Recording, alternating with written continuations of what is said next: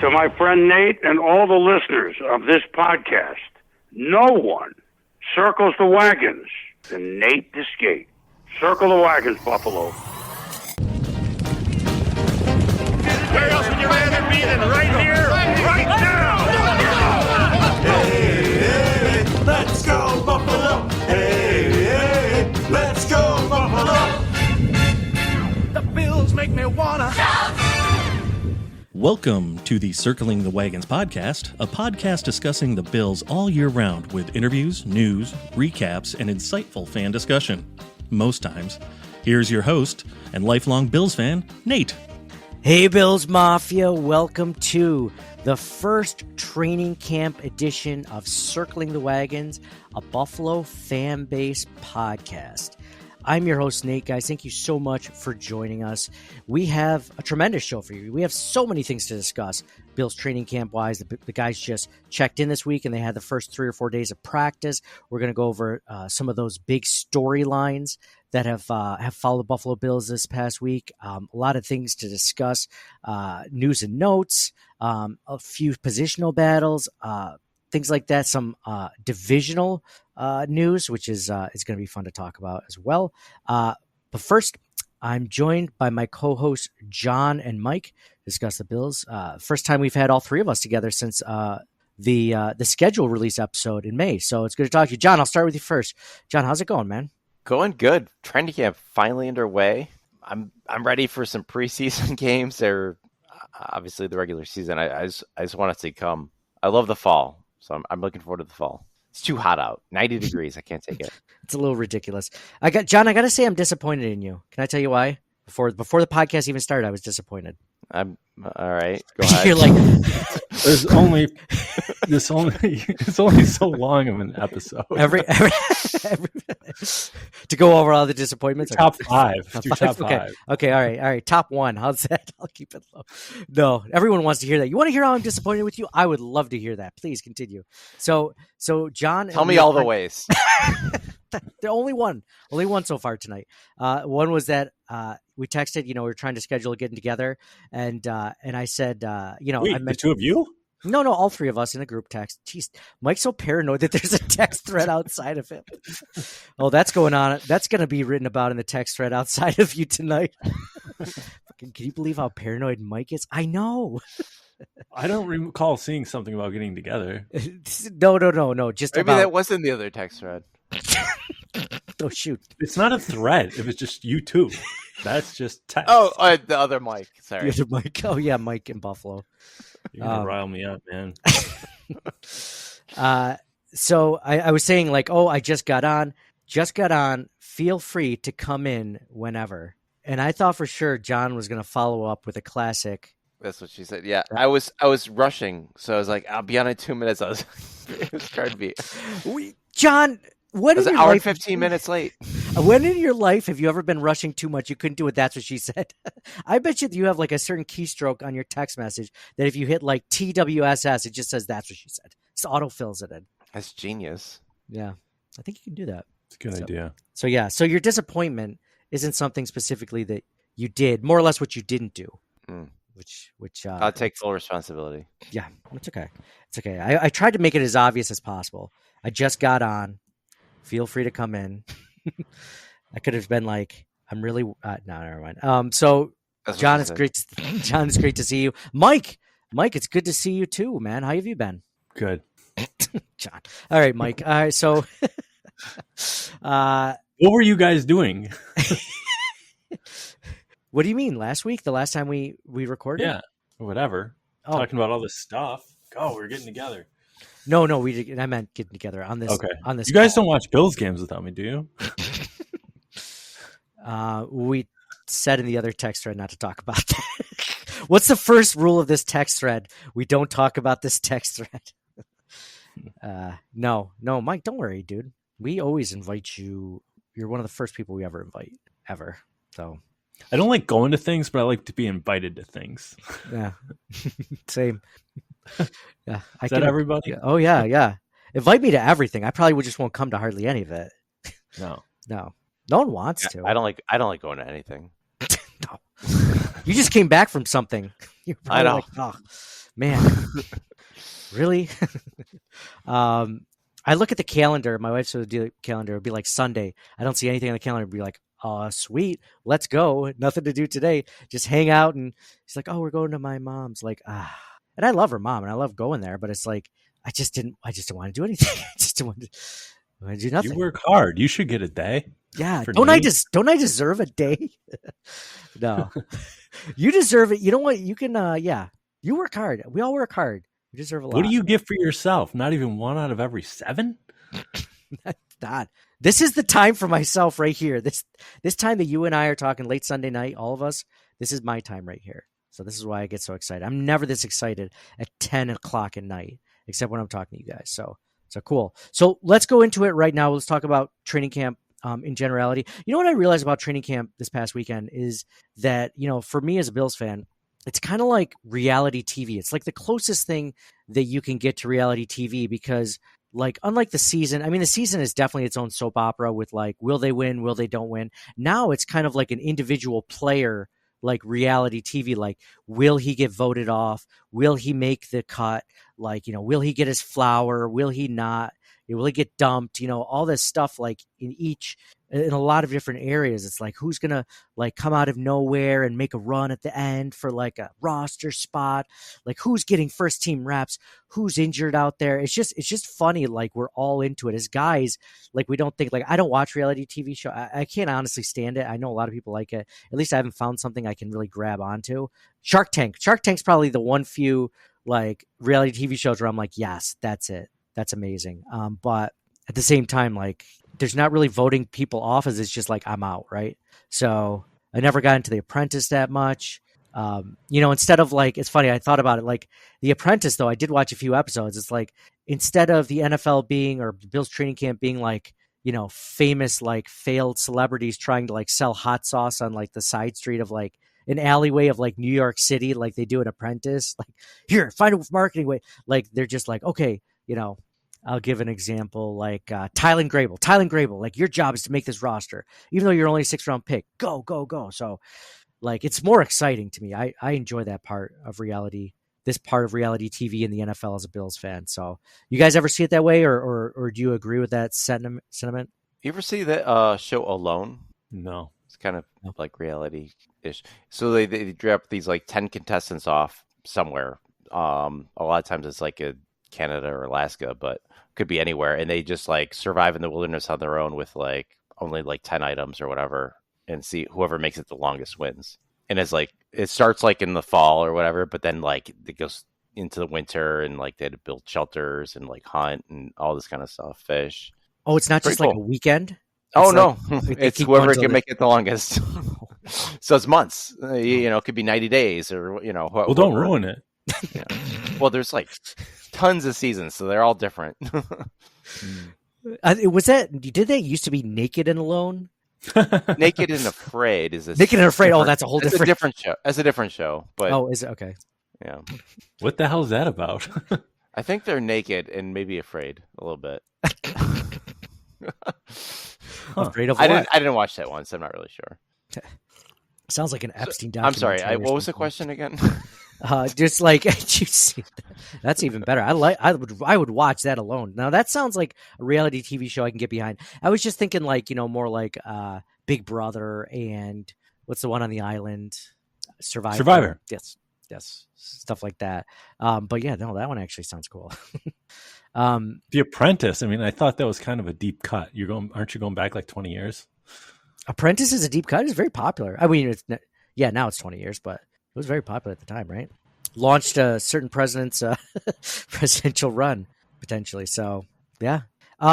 Anyway, it's funny because like in the first few days, like not a lot's happened. Like I'll be honest, I'll start off the show with that. Like not a ton's happened. The pads aren't on yet. You have to take everything with a grain of salt because certain people are kind of mixing in with other people at certain positions, and it's just nothing to get too excited about yet. I think as the weeks go on, as certain people get more looks in the first team in different positions, it's gonna definitely be interesting. But unlike other seasons, before Sean McDermott, like this roster's really good. So like, they have most of the positions already settled with who's going to be the starter. Now it's a matter of who's going to be their backup, or, who could potentially fight for a starting spot from a veteran that's, not necessarily planted there. But I mean, all in all, like most of the positions are pretty much set, minus safety, minus wide receivers, those are the big positions right now. So we'll give you some updates on that. Wide receiver might be set. I mean, the three primary guys are going to be Samuel, Coleman, and Shakir. True. And then it's everybody else. So it's just who they put in like what position like on the field, who's going to be the X, Y, and Z. But they're going to, between those three and Kincaid, I mean, they're going to have the most targets. Cook is going to catch some balls, Knox some. Yep. Mm-hmm. But which it sounds like. Go ahead. Sorry, I'm just saying they have their three best receivers already. It's just a matter of where they're playing. And from everything I've heard, Dawson Knox is having a really good camp. Like he's definitely not giving his spot away to Dalton Kincaid. And I can't even say that that's the same spot, because I think Knox plays like the overall tight end package, like the good blocker, the good receiver, and Dalton Kincaid is just like an excellent receiver and route runner, and he's like a pretty good blocker, right? So like I think there's room for both of them on the field at the same time, if they run 12 personnel or like in certain positions to just plug in one or the other depending on what they want, right? Yeah, I think the wide receiver depth is what's going to be interesting, because they have a lot of dart throws. MVS, Isabella, Hamler, Claypool. They still have Justin Shorter. Like all these guys are dart throws that they brought in. I mean, Shorter's they drafted, but if only one of them works out, then that's good, right? A name I've been hearing a lot about in training camp going to that. So we'll just get into some of the training camp stories for positionals because we're talking on it. But Tyrell Shavers, the wide receiver, Tyrell Shavers, because he's also a special teamer. It's like, here's a guy that like has gotten some reps with the first team with Josh Allen. And it's like other guys have too, like KJ Hamler and stuff. But like, most recently Tyrell Shavers, and they're like, the guy's 6'4", like he's only his second year. Like there could be something with him that he has, that could be of interest along with his special teams to like make the sixth wide receiver or something like that. For sure. Matt Collins. Yeah. I forgot Matt Collins is another dart thrower. Like any one of these guys. It sounds like Matt Collins is like a roster lock at this point. Like he is making it. He's like the fourth wide receiver. Might be the fourth right now. Yeah. Yeah. It might be him 4, MVS 5, and name a wide receiver at 6 so far. I mean, it could change week to week, right? Agree. Tyrell Shavers is a guy that people have been talking a lot, but then like day 2, KJ Hamler. So again, with a grain of salt, you never know. So John, we're talking about, positions like safety. Like safety is one of those things where it's like Taylor Rapp sounds like, at least for now, again, he is the only one that's gotten first team reps the entire training camp at his position, strong safety. At the other position side, they've just rotated guys in each day. So first started off with Damar Hamlin. Now that's one of the biggest surprises. I did not think Damar Hamlin would get the first team reps in general, but I think it's his familiarity with the defense compared to like, besides Taylor Rapp, Damar Hamlin is the most experienced in this defense at safety position. So he has. What about Micah Hyde, Nate? Ooh, Mike talking about Micah. Oh, no wonder he brought up Micah Hyde. Mike loves Micah Hyde. He likes the name association. If you're gonna say John likes Kingsley Jonathan, Mike definitely a big fan of Micah Hyde. Mike, we'd say 3 years ago, Mike, who's your more favorite safety, Micah Hyde or Jordan Poyer? No question. Well, Hyde was free safety, right? Yes. So is that Mike Edwards right now? Yes. And where does Cole Bishop factor in? So this is what's been happening. So Damar Hamlin has been was a free safety starting opposite Taylor Rapp the first team or the first day, and then it was Mike Edwards, and then it was Cole Bishop, and now this last day, but right before pads go on, it was Damar Hamlin again. So like they're rotating because usually their rotations tell something, because if they stop rotating a guy, obviously not a good sign, but they haven't stopped rotating anyone. Like remember last year, I think we talked about it, but like Balin Spector was getting first team reps at middle linebacker at one point, and then that lasted one day and he never got to look back at it again. So like it could easily happen that way. So do you think Bishop could play strong safety too, potentially? Well, I think strong safety is his natural position. That's what I was thinking. But only because that's what he played mostly in college. And like, if you read the draft profiles on that guy, like he's super athletic. He just wasn't asked to cover deep a lot. He was covering the more shorter intermediate routes. He was more up there for run support. Like that was his bread and butter, right? Like he's good. Like he always he boasted that he locked down Dalton Kincaid a lot in college, right? And Bean said that at the press conference after they drafted Cole Bishop, like, did you talk to Dalton Kincaid? You guys went to the same college. And he's like, oh yeah. He's like, Cole Bishop said he used to lock up Dalton Kincaid in practice. And then I went to Dalton Kincaid after the combine. And I said, is that true? And Dalton said, oh yeah. It's like, wow. All right. All right. So, I mean, maybe, but that's different. Locking up a tight end is different than locking up Tyreek Hill down the field, deep center. So, yeah, like I'm just looking at the top end and I'm thinking, I like Mike Edwards a lot. Taylor Rapp worries me from it was a big hit. That could be a 15-yarder third down type of what thing. A hit 3 seconds late. Oh my goodness. Yeah. But, they have good, decent depth. I mean, Cam Lewis is good depth. He can play corner or safety. Yeah. So they've been working him in at nickel and at safety this last couple of days. So he's getting looks at both. I mean, Taron Johnson might be their best defensive back, but he's nickel. Yeah, exactly. He probably is. So, Mike, to bring up your point about Micah Hyde, there's an interview recently with him and Eric Wood on Eric Wood's podcast, and they asked him. I love that Eric, and this is a quick plug for him, just because he's come on the podcast before. Super cool guy, just a very genuinely nice, cool person. Mike's like yada yada, and I'm just like, no, he's just. But his podcast, he's pleasant. He has access to all these players, right? Like all the big names, right? And all the coaches. He had both coordinators on, like Bean, McDermott, like all these guys. Just recently had Josh Allen on, but he had Micah Hyde on, and he was talking about, what happened and stuff like that. He said, how's your body healing up? Would you ever consider coming back? And Micah was like, I've definitely thought about it. He's like, and the door is open for him. So like, it sounds like, if he's ready to come back, like Bean is ready to welcome him. Maybe not as a starter necessarily. He didn't state that, and they can't state that. They'll be like, oh, if Micah comes back, he's walking in as a day one starter. No, they're not saying that. But Micah did say that, like, I mean, remember his neck injury a few years ago, like he had vertebrae fused together. And he said the issue with that is, like, as the season wore on, obviously the vertebrae that were fused didn't hurt because there's nothing to hurt. They're fused, right? Like there's no disc there. But the disc below the fused discs was starting to really take a toll on him, right? So he says it's really based on how he feels and how his recovery goes. So I'm sure there's a lot of psychological factors. Is he going to miss it? Does he think it's worth it to come back for another year? Does he think that there might be long-term effects? You just got to talk to his doctors, his orthopedics, like all those guys. So, but the door is definitely not closed. And he mentioned, and Bean was asked that specifically about Micah Hyde, and he mentioned that the door is not closed. Better than a 0% chance he could come back.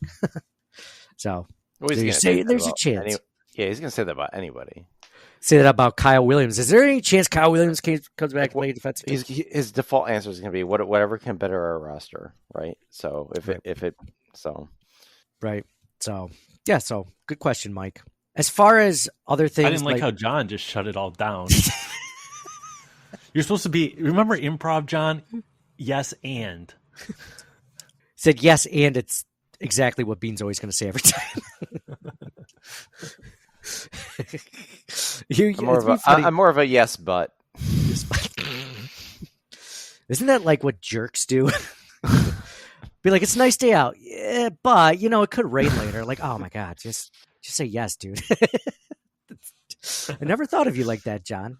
John, if you were like that in real life, I would not be your friend. Like that is like a trait of just like a dick. What's wrong with rain? It's just water, helps the crops grow. I'm just saying that sort of mentality, Hey, wouldn't it be funny if that's not really? Like, okay, all right, thanks. Not even gonna entertain. Well, it's not realistic. Like, oh my God.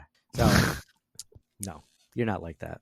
All right, so next time, not out loud. John under his breath is like, oh my God, give it up. So, other big news and notes. So Josh Allen, looking pretty good so far in camp, throwing the ball. Obviously had a had an up and down day just recently, but like, for the most part, has looked good. Josh Allen, but more importantly, I don't know if you guys have seen pictures of Josh Allen. Like we talked last year, I feel like during training camp and the offseason at length of like just in general, like how he mentioned that one interview, he's just like, I don't really take care of my body. Not take care of his body, but like he don't really train in the offseason. Like that's something he doesn't do. And he's like, I eat a lot of pizza and beer or whatever. I don't know. He just went off on like, doesn't really pay attention. And when you see him in the beginning of training camp, like, he looks maybe a little bit chubbier, whatever, but he always makes up for it. Like he always, he's 28 years old for God's sake, or 27 or 26 at the time, right? Like always taking off weight. Like, as time goes on, he gets more active. He's doing more things. Like, plus quarterback isn't quite the same as like cornerback or something where you have to be in like elite shape, like all the time. Right. This year in training camp, like he looks svelte. Like I think he looks good. Like I think he looks mid-season form already at the start of training camp, which I think is big. I don't know if this is a maturity level thing. Like he's kind of learned through time that, I really need to treat my body better, or maybe it's like dating an A-list celebrity. Like you just like, she looks good. I can't look like, like I don't eat tofu all the time. I don't know. Like he looks good though. You've never used the word svelte in your life. I want to know where you learned that. It was Eric Wood's podcast. Okay. That's how he called Josh Allen that. No, I don't know. I was looking for a word at the top of my head, and that's the first. I don't really have bullshit. a Rolodex. The top of your head. I don't really have a Rolodex of really good describing words, Mike. So like the first thing that pops into the old noggin, I just run with. What word did you use in the thesaurus to look up that word? Looking thin. I don't know, like not thin, athletic. I don't know. Lithe. Sexy. I don't know. Mouthwatering. No, just kidding. Yeah. No, I was just svelte. Svelte applies. Svelte, or you just picked a random word and it just happened to work. My mind is a little bit more of a directed Rolodex than that, John. John, I'm not just like random. I'm just gonna use this word. Hopefully, it makes sense to everybody. See where it goes. Conference. And it's like, nope, sorry. I knew I wasn't supposed to use that then. Speaking of svelte, John, you look svelte, man. Mike brought it up before the podcast. John looks great. John, you look great, man. I know everyone can see we're not on YouTube yet or doing any sort of video podcasting yet, but John looks great. What's your secret, John? Everyone would want to know if you lost some weight. Oh, if you lost some weight, yeah, you lost some weight down there too. So, I forgot what I said before we started recording. So if you're looking for that, I can't remember what I said. Well, you don't have to lie. Like, don't come up with a lie. How did you actually lose weight? Like, people. No, I'm not. No, I'm not. I'm not gonna lie. But I just can't. If I said something funny before, I'm not gonna be able to replicate that. You didn't. This is your chance. We wanted you to be thinking of it.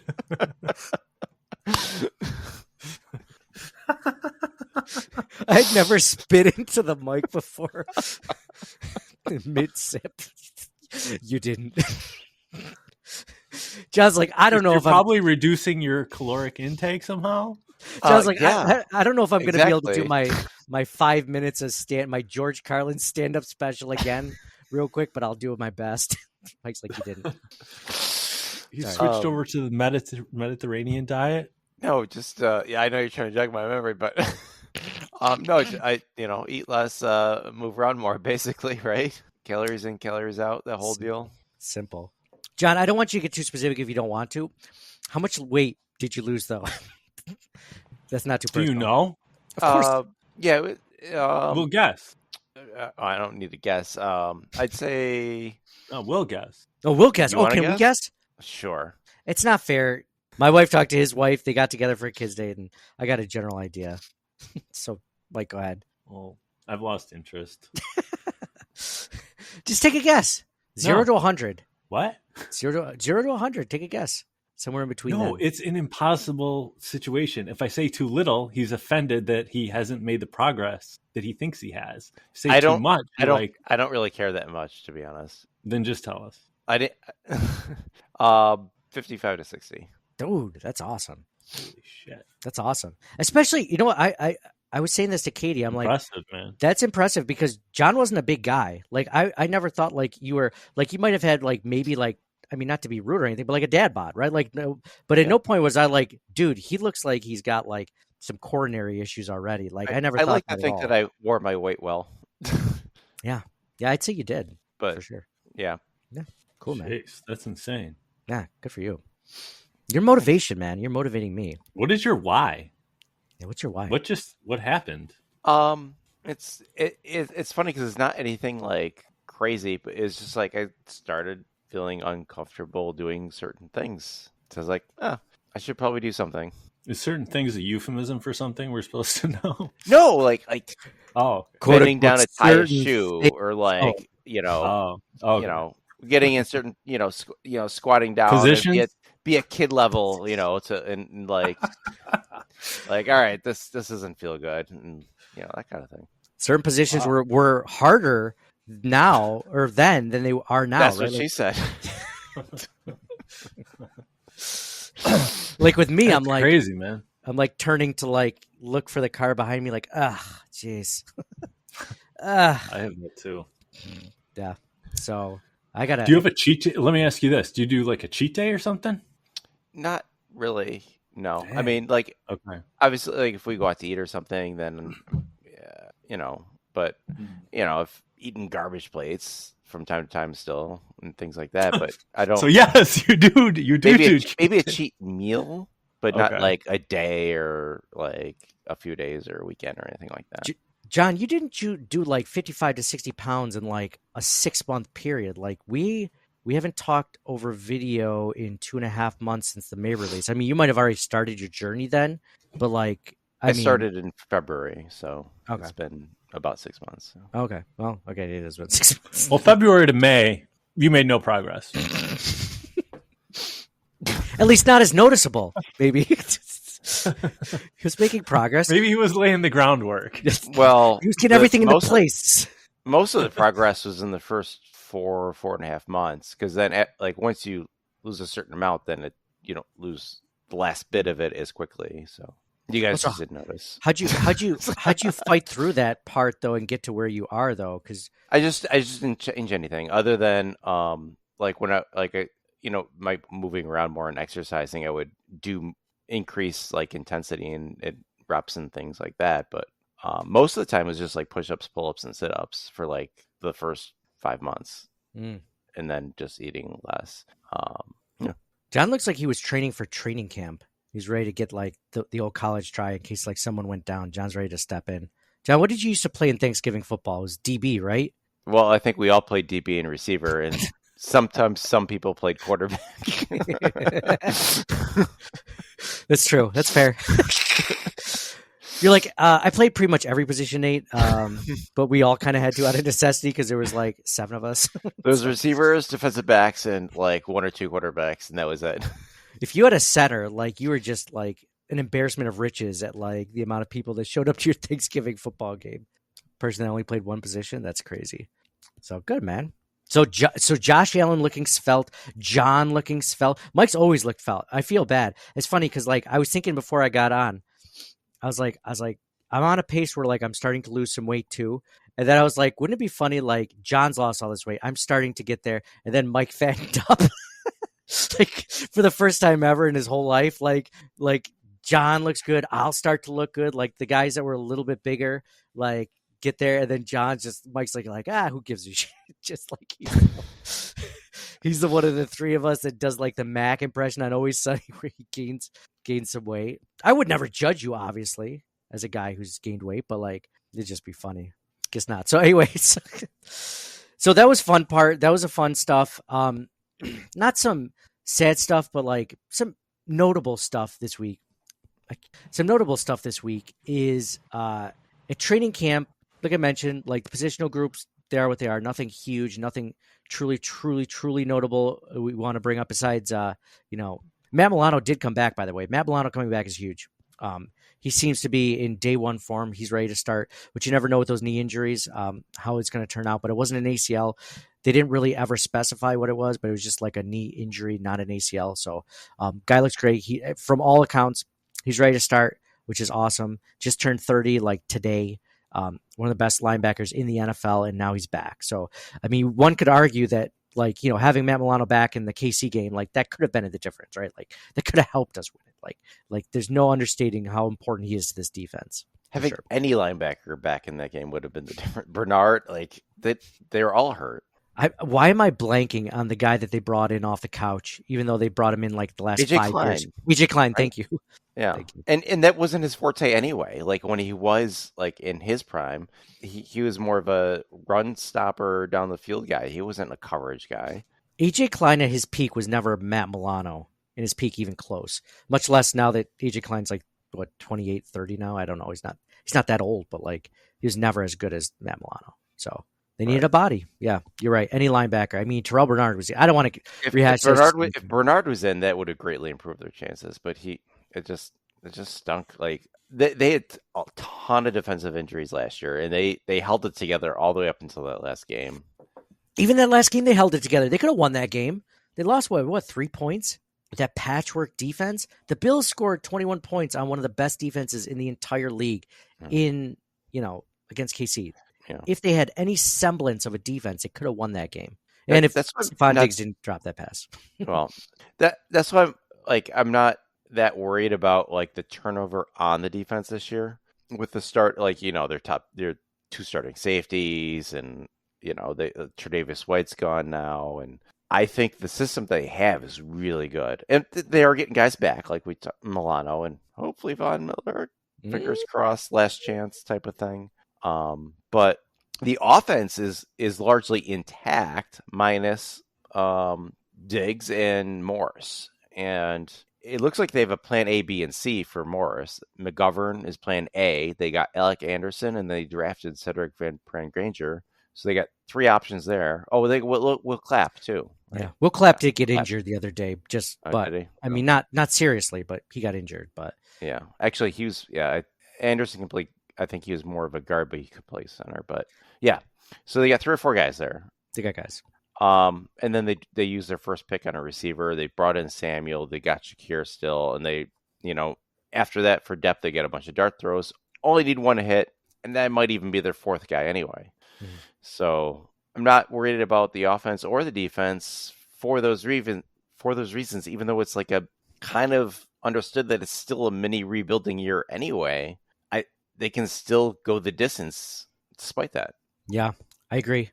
And then next year, they get an extra 2nd-round pick, money freed up from the Diggs thing, and they can like reload next year, whether they win or not this year. Mm-hmm. I want to talk about salary cap a little bit later. I'm glad you brought that up because there's something very exciting about that.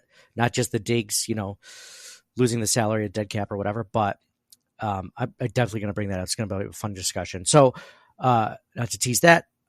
Von Miller, you mentioned. Von Miller's back. He's healthier than he's been, obviously, the last 2 seasons. I've heard some good things. It's still not even for sure that he will. I was reading an article from Joe B saying, like, he's not necessarily penciled in to be the starter opposite Greg Rousseau. So that's interesting. I thought it was just assumed he would be. But the Bills aren't treating it that way necessarily just yet. So that's notable. We'll see how the rest of especially when the pads go on, how that'll be changed. John, you just brought up Alec Anderson. You bring up, like, I want to say like 5 or 6 guys each year, like constantly like depth guys. And I think that, like, you know, like Ryan Vandemark is one of them. Alec Anderson is another one. There's another guy that you've been talking about this whole off season that I have, Mac Hollins, right? Like Mac Hollins, like there's certain guys that like you're bringing up, like free agent guys, maybe even some depth, like rookie guys. Alec Anderson sounds like he got a really good one-on-one reps against Dwayne Carter, the 3rd-round rookie out of Duke. I like Dwayne Carter too. I think he's going to be a good rotational guy. So like they got into it and it started like a shoving match and like it was probably the first scuffle or so. You know, put that in your bingo card for the off season. Exactly. Not to the point where it's been before, like where you've seen them like really get into it, but there's like some words and like, you know, it was one of those things where like Alec Anderson got the best of Dwayne Carter and he like got him to the ground, he landed on him. Like defensive linemen hate that. They hate that, right? When you just like get him down and then pancake him after. So like the next rep was really fiery. There's words saying they got in each other's faces and, you know, both sides are like, hey, you know, like Joe B was saying is like that's usually what happens like right before the pads go on. The pads do go on tomorrow, so we'll know a lot more by then. Just hoping that above everything else, like I mean, I'm really excited to see like how some of these positional groups shake out. But I just don't want anyone injured. Like, I mean, these small minor injuries, like a contusion here or whatever, like who cares? Like just nothing serious, Yeah, those ACL tears in training camp and preseason are the worst. Yeah, why would you even say ACL tear, John? Jeez. I didn't even say that word. Every year to like 2 or 3 teams. It just happened to like the Cowboys defensive end or something like that, right?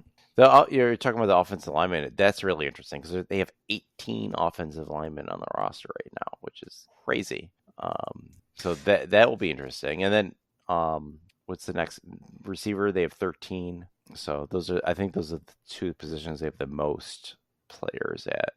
I mean, offensive line, it's tackle, guard, and center, so it kind of inflates it a little bit. But yeah, for sure. Let's go on to the Kim Pegula news. Just this last weekend, she visited Buffalo Bills training camp for the first time since her cardiac incident. Has she shown up like on cameras in the public? Everyone always asking like the last couple of years, like what happened to Kim. What's unfortunate about the whole thing in general is that like it happened during the Damar Hamlin incident, Kim Pegula's cardiac incident, John Murphy's stroke, like they both happened like legitimately the same weekend as the Damar Hamlin thing. We didn't know if Damar Hamlin was going to die or not, right? Like, I mean, that was super big, important news and that grabbed the headlines of pretty much the entire country. But, obviously Damar's on the other side that he's playing now, which is amazing. It's a miracle in itself in some respects. But Kim Pegula showed up for the first time on cameras. They showed her. If you guys haven't checked out the clips on social media, just check out Bill's social media. They show it.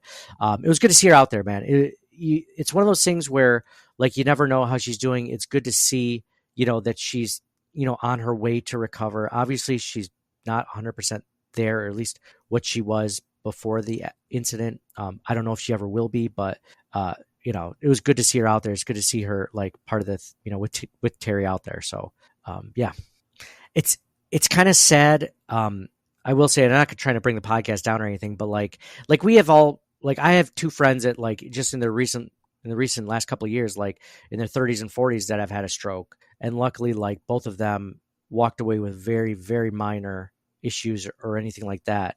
And Kim, not old at all. I think she was in her early 50s when it happened. And I'm not saying that like people that are bigger, are more likely to get it. I mean, I'm sure that is statistically, but I'm not a doctor. But like Kim always seemed like she was always like energetic, like in fairly good shape. Like, like she was one of those people that's, lively, upbeat. It's kind of sad to see her this way though, just in a different way. It just reminds you in general, like about life, right? Like it's almost like a good reminder of like, man, there's at any given moment, the things that you stress about, things you carry, even sports in general, even like who makes the roster, like, Josh Allen this or Stephon Diggs that, or, Super Bowl this or whatever that, like it matters, but it doesn't, you know what I mean? Like in the grand scheme of things, you see what's more important. This was just a reminder that, football's a game. Football's a game. We love it. We watch it. We follow it religiously at some times, but like, there are bigger things out there. So it was a good reminder of that. So unless you guys have anything to add to that, we'll move on to the fun. Yeah, I agree. It's good to see her, and it's just sad that things like that happen to people. Exactly. So, and good news, this past weekend, I haven't talked to you guys about it. I've made a few memes about it on social media. If you follow us at CTW Pod, anywhere you follow, TikTok, we're on TikTok now, Instagram, Facebook, Twitter, whatever. Tua Tagovailoa, Mike's second favorite AFC East quarterback, just inked a 4-year extension, which between him getting an extension, Trevor Lawrence just got an extension, Jordan Love just recently got an extension like that same day or that afternoon. Like, I mean, Tua became like the 4th highest paid quarterback in the NFL now. Like, dude, like, John, I'll start with you. How happy were you to see that Tua got that contract from the Dolphins finally? I was worried that they weren't going to give it to him. That's awesome. Go Bills. It's like a win, right, for us? Yeah. I mean, we've beaten is Allen, aside from one of the 2 games in his rookie year, they've beaten him every time, right? Is that right? Mm-hmm. Besides like 2 years ago, that Heat game, They've won every game against Tua. 2 games. So yeah, so one in his rookie season, and then the Heat game. Yeah. Oh, you mean the Dolphins in twice. general or against Tua? With Josh Allen against the Dolphins, I think he's just lost the 2, right? One in his rookie year, and then the one when it was really hot or whatever. Yeah. Yeah, exactly. Yep. No. Yep. That's right. The one his rookie year, and they almost did it if Charles Clay didn't drop that pass in the end zone. Like they would have won that game too. But yeah. Josh Allen's won every. I think what is he now 18-2 or whatever it is at this point. Yeah, including the playoffs. So yeah, I loved it. It reminded me a little bit of when the Dolphins re-signed Tannehill. I was like, yes, like you love to see your divisional rivals sign a guy that isn't like 100% a franchise quarterback, or there's doubt in it, or like he hasn't quite proven it. You know what I mean? Like he's not a Tom Brady, he's not like a Patrick Mahomes. You're like, okay. Yeah. Or like when Adam Gase went from like one divisional opponent to the other divisional opponent. Yes. I'm so glad you brought that up. I'm so glad you brought that up. I had the same thought. You're like Adam Gase. Oh man, he left the Dolphins. Wait, he's going to the Jets? Hell yeah, man, let's go. Like dysfunction continuing. So please, good. Please keep him for all 4 years of that contract. Please, don't fire him early. Of course, they only fired him after like a year or two. Of course. That was the Bills back in the day. They would have kept him all 4 years, maybe even given him an extension. But like, yeah. And then I agree. Jordan Love got a big contract too. It looked like it was similar. So what are your thoughts on Love versus Tua? I mean, Love got them to the NFC Championship game this last year, right? If it wasn't for a bad throw or whatever, like they might have been in the Super Bowl. I mean, I like Jordan Love. I don't watch a ton of him, to be honest, but would you rather have Jordan Love or Tua as your quarterback? Jordan Love. What about you? I think so too. But the question is, do you have Tua's weapons? It's well, yeah. I mean, Green Bay's got a bunch of receivers too now. True. I mean, between Watson and not Dubs, but Dubs, but Jaden Reed, and they got Tucker Kraft, and I don't know. Yeah, Miami's receivers are better, but they get weapons in Green Bay too. Yeah, you're right. I mean, I think with Tua, he's more of a system guy. Like, I hate to say that. I think he's a good quarterback. Like, don't get me wrong. Like, I think he's better than Ryan Tannehill ever was. Agree. I agree with that. Yeah. And I will never say that Tua's a bad quarterback. And I think that's a lazy take that, like, if Bills fans do that, he sucks. Like, he doesn't suck.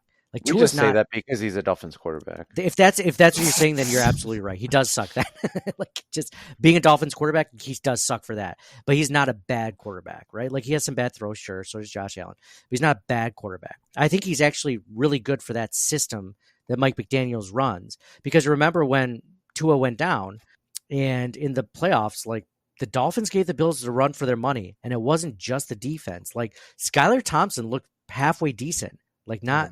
And they got good running backs and the whole thing. Yeah, they have a good team. But now, like, I don't know how much of the cap is surrounded between Hill, Waddle, and Tua, but, like, I know it's a good percentage of it. So, like, that doesn't leave a whole lot for, like, offensive line and defense anymore. You know, like, when your quarterback makes that much money, leaves a lot less. In fact, like, Dolphins fans were telling us when Josh Allen got that big contract, they were super psyched about it. They're like, there goes your window. It's not, and meanwhile, at least we'd won an AFC champion or AFC East division by then, a divisional title. Like they still haven't won one, and they have to pay this guy, right? Like they didn't even prove that they could. He was just healthy for one season so far, and they haven't proven that they could even beat teams over 500 regularly, consistently. The Jets might be more. I mean, the Dolphins and Jets might be battling for number 2 right next year because the Jets have improved and they get Rodgers back, and I know he's older now. He's got the injury now, but they got some weapons on the running back and receiver, and they have a good defense still. Jets have a better schedule. Jets have an easier schedule. Didn't they just finish last? No, the Patriots were last. Third right. Best in the AFC East. So the Jets could be number 2 in the AFC East. Absolutely. I'm not counting out. Although I did see a big scuffle on the sidelines in training camp between Rodgers and Garrett Wilson, which I thought was kind of funny. They were going at it with each other, not even like playfully, like really legitimately, like, come on, man, like just shaking each other's head and like trying to it was interesting. I'm sure it'll be fine, but it's training camp drama, right? It's also the Jets, for as like many times we say, oh, that's a very Billsy thing to do over the years. The Jets really kind of shoot themselves in the foot a lot too. Oh yeah, 100%. So Tua getting that for it. So between all the contracts that just happened this weekend, guess where Josh Allen is on the rank of highest paid quarterbacks in the NFL, if you had to guess. It's not in the top 11 because I saw that one graphic, or the top 10. No, that is the one hint I will give you. It's not in the top 10. Yeah. Mike, John, do you guys want to do a quick pop quiz hot shot? What rank is Josh Allen now? Highest paid in the NFL at quarterback per year. It's a per average, like per year. I'm gonna take a guess. It can be closest to. It doesn't have to be going over. Whoever's closest. Not Price is Right rules. No, not Price is Right rules. It's whoever's closest. Mike, go ahead. Mike's looking it up. Google Spot Track. It's not top 10. 8. No, it's not top 10. So go down. Go down? Yeah. You mean go up? I mean, go up. Whatever. It's lower on the list. I guess I picture it like number 1 at the top. And My left or your right? 14. I was going to say the same thing. I really was. 14. Well, now I forced you to make a decision. well, it's not the answer, so you can get 13. the answer right. Nope, 15. Damn it. I know. I would if I was in your spot, John. I'd have been like, "Oh, it's got to be above that. Like, it's got to be closer to 10." No, it's 15. Crazy, right? Good job, Mike. Well done. I mean, we both guessed the same thing. I just had to pick something. Oh, we different. didn't. No, he said he would have guessed 14. So, but then get a chance to correct that. But he couldn't have. I mean, we could have tied, but I didn't want to tie. I gave you the opportunity to win, John. So anyway, real quick. So it was top 15. Mike, you got to take off, man. Get some sleep, man. Mentally, not physically. John, you were close. It was 15. Isn't that crazy to think that Josh Allen is the 15th highest paid? He makes $43 million per year, whereas now, like the top, what Trevor Lawrence is tied between Trevor Lawrence. I mean, I don't think it's Joe surprising Burrow. at all, right? Like it resets every year. They're going to have to give a contract extension too soon. Not soon. Why do you say soon? Probably within the next 2 years. He doesn't become a free agent until 2029. So I would think. So 2 years from now is 2026. Maybe 3 years from now. Maybe 3 years. If you're going to become a free agent in 2029, that means 2028 is your last contract season. So if you're going to ask for a contract before that, it's going to be at least 2027, maybe 2026. Okay, maybe 2026 is the first time you ask for it, but 2027 is more likely to get it 2 years before your contract expires, right? So the Bills have at least 2024, 2025, and I'd say 2026, at least 3 seasons before they have to re-up it. Yeah. And even if they re-up it, it's not like it's going to wipe out the final 2 seasons of him making $43 million on average per year. And I'd have to look at this. At some point, they're going to want to do an extension just because they keep restructuring. Yeah, I don't have restructuring, kicking the can. Then all of a sudden, they got to pay him $90 million in 3 years from now. It's like, okay, we got to redo the whole thing. But yeah, I'm looking that up right now because that's a really good point.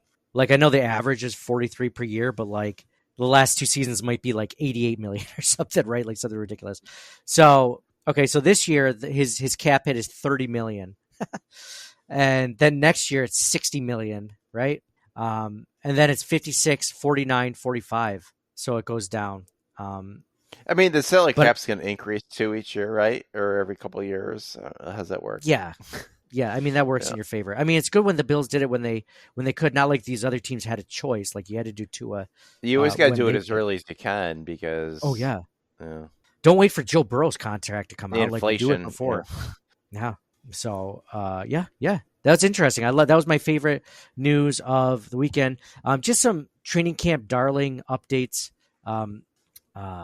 6th-round rookie offensive tackle Tyler Grable from UCF. He's been making some splashes in one-on-ones. He took care of my boy Javon Solomon, this defensive end out of Troy I've been trying to follow. And I'm not like John. I bring up guys and they don't do anything. So John's guys, Alec Anderson ends up probably be a Pro Bowl starter. I bring up like Javon Solomon. Maybe he gets injured or doesn't make the team or something. Tyler Grable, though, was doing a really good job of handling him. It sounds like he's doing well with the twos. He might be a dark horse candidate to make the team. I mentioned wide receiver Tyrell Shavers, a 6'4", second-year guy. He's an undrafted rookie last year.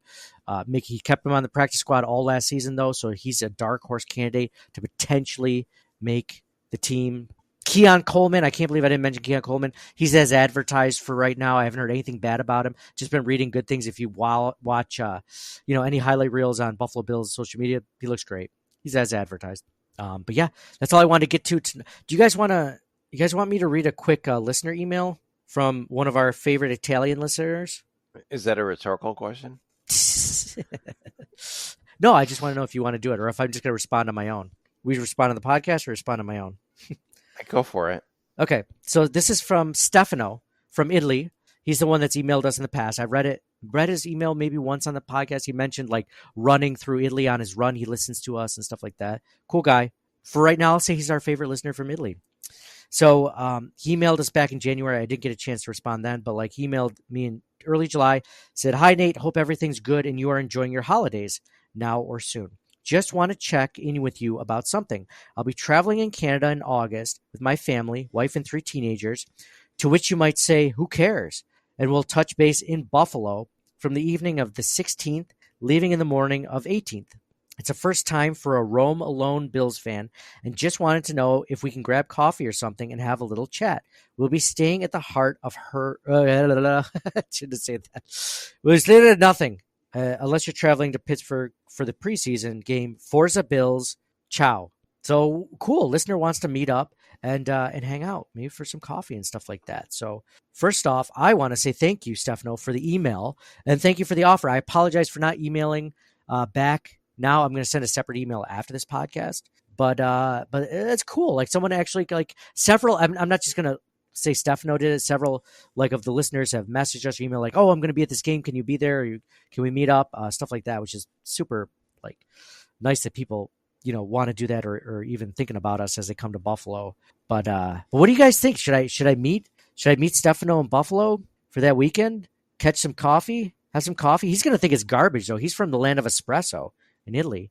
This is going to be terrible. I'm going to take him to like Tim Hortons. Like what do you do to that guy, right? I would say before you go do that, make sure either John and I or I have all the logins and passwords and everything in case he ends up wearing your face as a mask. Okay. All right. I will. I'll send that information along before. So like right after August 18th, he'd be like, all right, this is Circling the Wagons. I'm Mike, the new host of Circling the Wagons, or John, new host of Circling the Wagons. Nate is no longer with us. I thought we were all hosts, co-hosts. Oh yeah, I'm sorry. But you're actually leading. I don't know. You know what I mean. I'll let you. What you didn't even say like you should email us your whereabouts in case like something happens. You're just like we need to continue on the podcast. So you realistically, what is that going to do? I'm here, and then you don't find out for 2 more days that I'm even missing.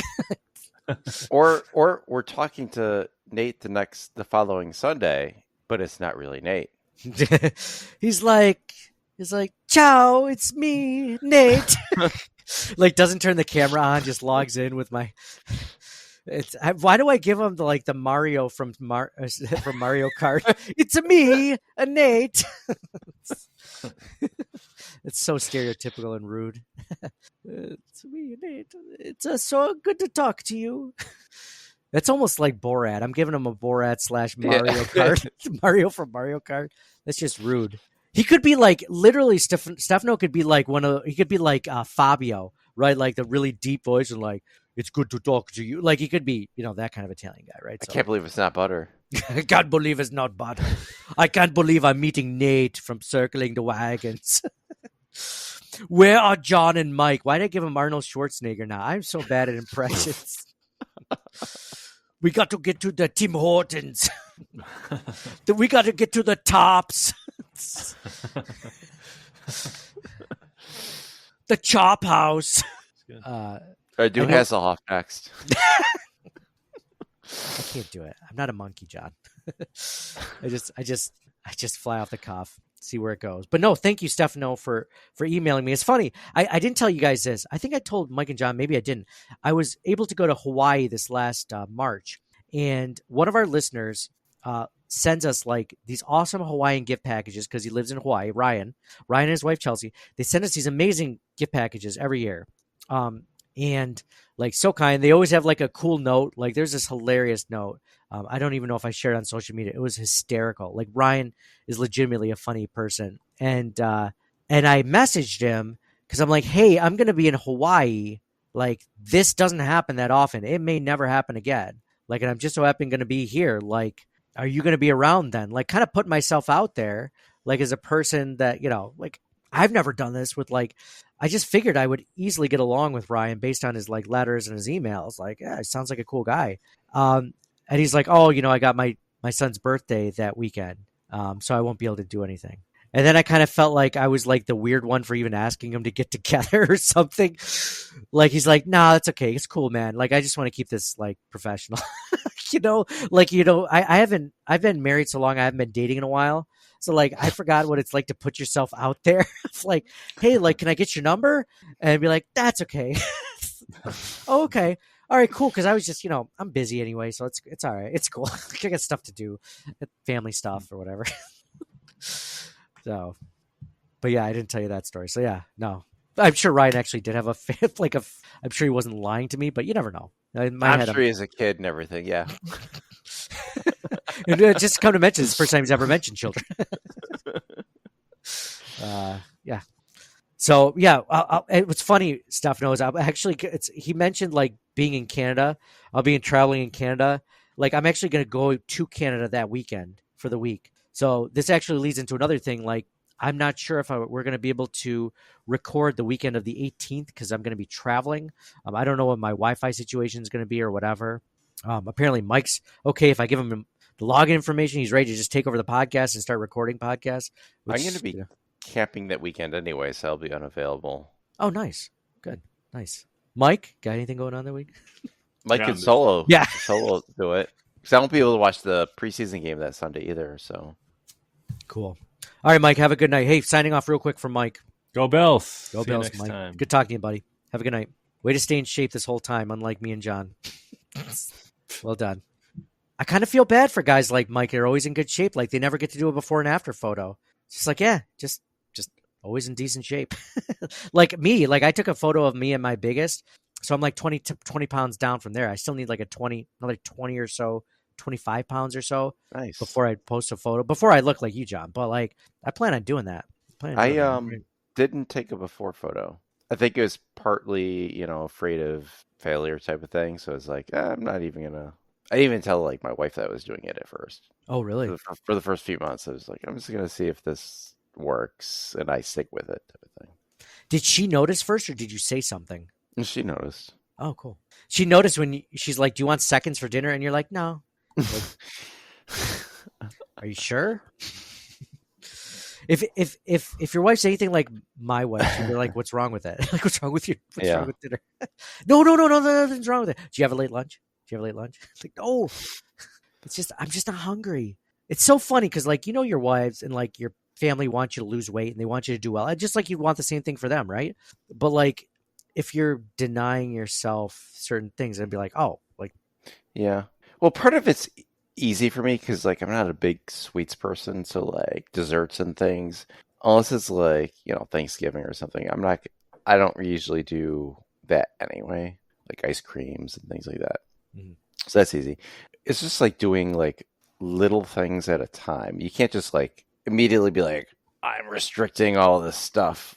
Like nobody can do that. You have to just do little things over time. Like the first thing I did was, as far as food wise, was like, all right, I'm not going to eat after we put the kids to bed.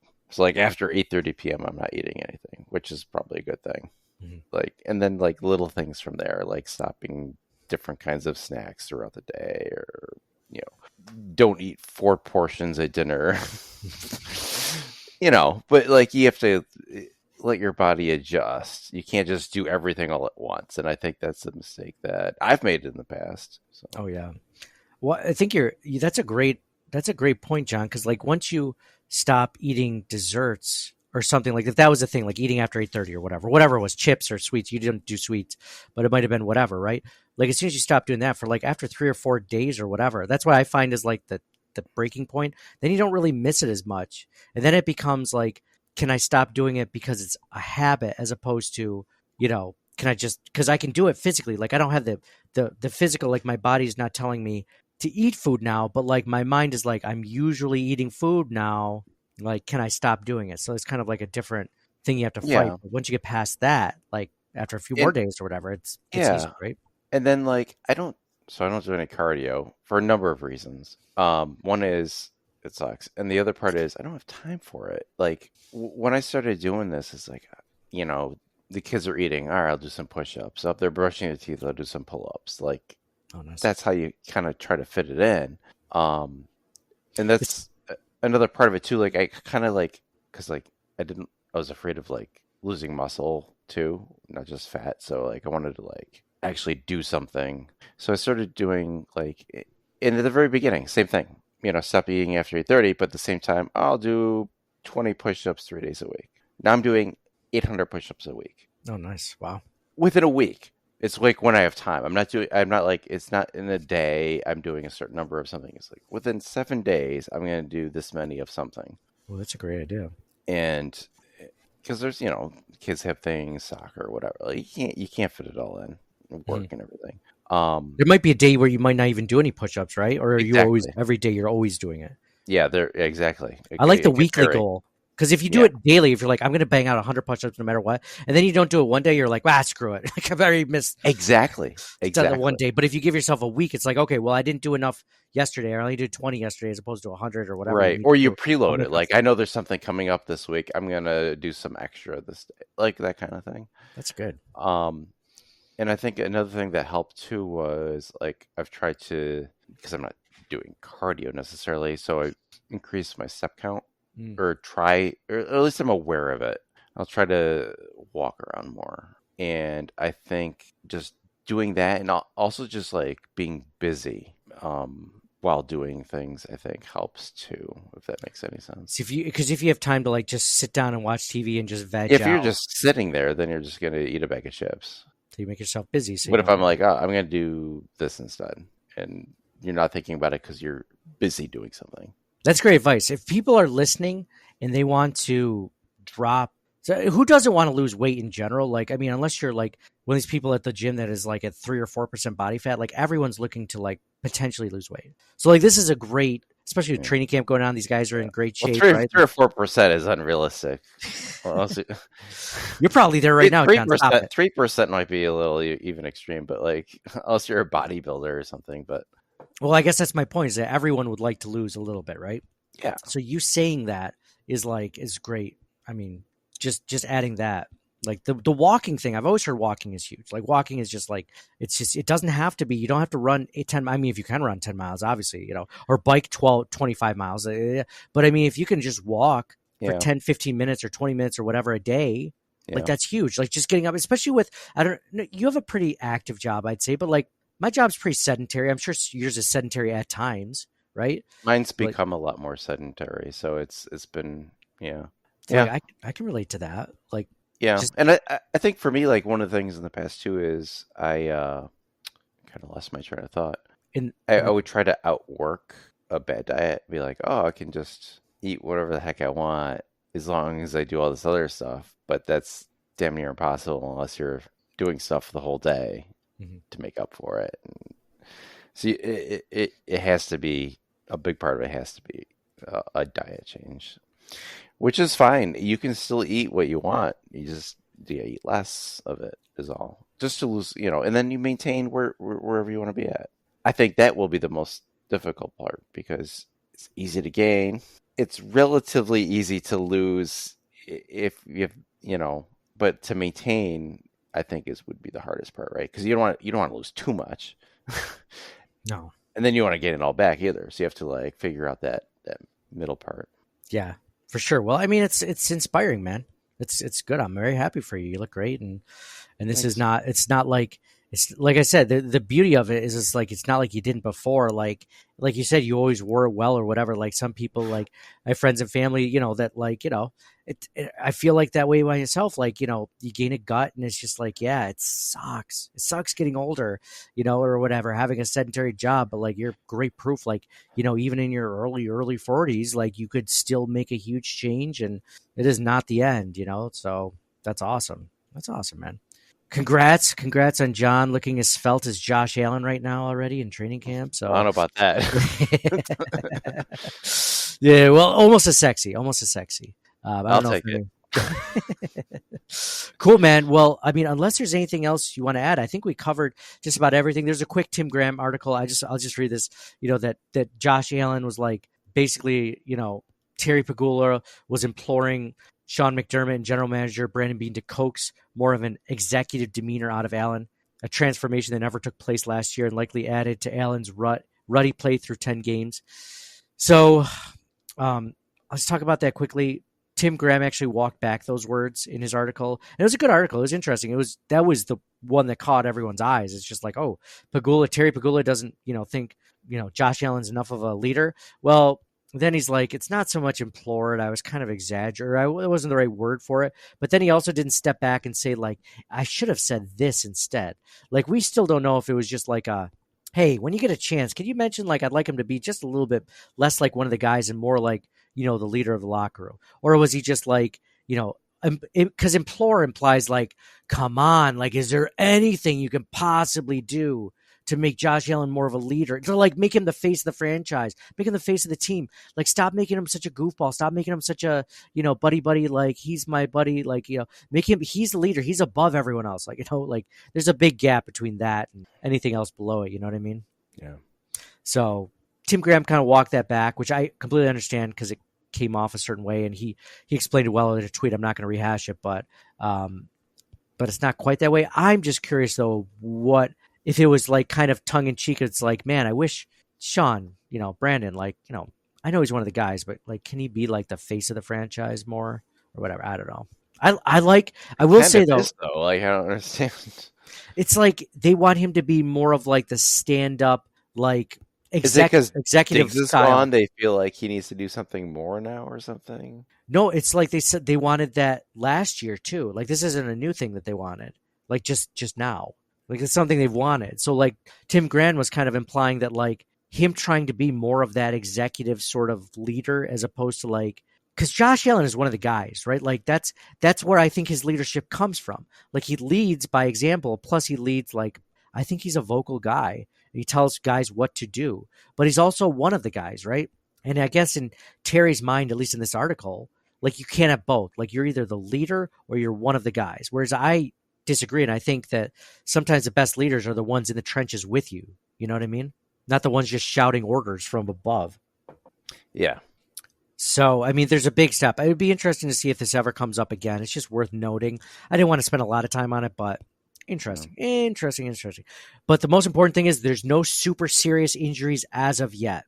No super serious injuries. Keep your fingers crossed. I can't believe John brought up the A word earlier. But, it always happens. He's right. It always happens to at least one team during the training camp. There seems to be a certain tear of a certain ligament within a certain part of the leg, midsection of the leg, if you will. So, John, it was fun talking Bills with you, man. Just like last week when we were doing our training camp preview primer for this season. Like, there's still a lot of stories that we're gonna be following from that episode on throughout the entire preseason and into the regular season, to the very beginning of the regular season, to roster cut down. So this was a lot of fun. John, any other final words before we sign off on anything at all? I think I saw something about like every time they scored a touchdown this training camp, like no matter how trivial, they were like, offense was really celebrating it pretty hard. I thought that was kind of cool. Hopefully that like, bleeds in more to the regular season. And I remember like as a kid, like those 90s teams, like really like being super, like the sideline, the Bill sideline, the players would explode when they would score, and they're holding hands like during like certain kicks and overtime games and things. And I mean, even in recent years that they've shown some of that. Remember the preseason game where that running back from did he play from for, the like, UK rugby? Yeah. Dwayne Wade. No, that's not right. Dwayne Wade. That's a basketball player. Dwayne. No. Hold on. I'll give it to you. Keep going. Sure, but he scored a long touchdown run, and like the Bills players are so excited for him. Christian Wade. Christian Wade. Yes, Not, Christian Wade, yeah. yeah. So, like, stuff like that, like, real emotional stuff. And I think, like, if that carries into, like, the regular season and stuff, that just, the energy just kind of feeds, right? And I think that's a good thing. Dude, that like, to add on to that, like, that's culture, right? Like, that's wanting to, like, care about your teammates, wanting them to do better, you know, like, that's something, as much as people, like, want Sean McDermott to be fired, and last season for good reason, like, and I wasn't against it completely, but, like, that culture, that thing that you just mentioned, is part of what Sean McDermott brings to this team. And it's something the Bills were sorely lacking for decades. Maybe not decades, but, you know, throughout most of the drought, like, this team, the teams were okay. They were good. They were all right. Like, but they didn't have this kind of swagger, this kind of, like, almost love for each other that they do now. Like, the caring about one another. Like you said, Christian Wade didn't see an NFL snap besides the preseason. And that, like, bench, you would have thought that the guy had just, you know, scored the playoff winning touchdown, you know, like, you couldn't tell the difference between that, and, like, that's how big it was. And it was a preseason game. Like, I love that stuff. You're right. I do like the celebrations. That is cool. Saw the Hinkle McCrinkleberry, like, the 3 pumps. Dalton Kincaid gave the 2. Then Josh Allen and Dawson Knox were watching for that 3rd, and he gave it, like, a little. The flag came out. Oh, geez, one of my favorite Key and Peele sketches. So anyway, all right, cool, man. So it was a blast talking with you again this week. As of last week, still working with our guy Justice over at Buffalo Fanbase to migrate everything over to the Buffalo Fanbase Network, the podcast network, the YouTube network. Mike, John, and I are still ironing out details for video because we've never done video before. So this is going to be quite a new experience for us. We're wondering how we're going to, like, you know, present it, because we want to show it, but, like, honestly, we kind of don't want to show everything, you know, because we're kind of, like, just staying anonymous like we've been doing for the last 7 years. So enough to show something, but not everything, right? Like, just show you a little ankle, right? Like, just enough to, like, you know, get you going a little bit, you know, just pique your interest, make you watch on hopefully YouTube and all those other great services. So anyway, man, it's been a blast talking with you. Signing off for John. Love you. Go Bills. And for me, Nate, I love you too, man. Go Bills. John looks fantastic. Josh Allen looks fantastic. This is a good sign. Like, this is the best sign we've ever had at the beginning of a season ever, I think. And I don't want to say it's necessarily John's, like, doing, but I mean, it hasn't hurt. So, all right, guys, we'll talk to you guys again next week with more training camp news. Go Bills, and we'll talk to you soon.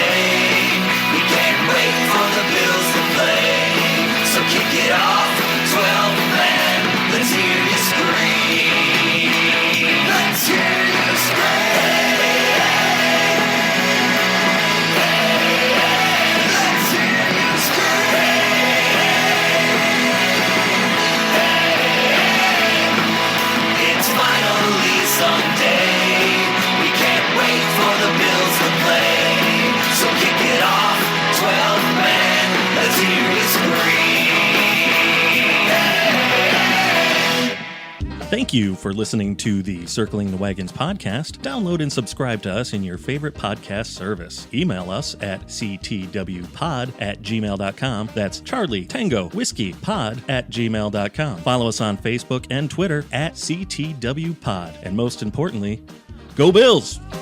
Nobody circles the wagons like the Buffalo Bills. Nobody circles the wagons like the Buffalo Bills, Nate. Well, listen, the whole show is called Circling the Wagons. Say no more. I love it.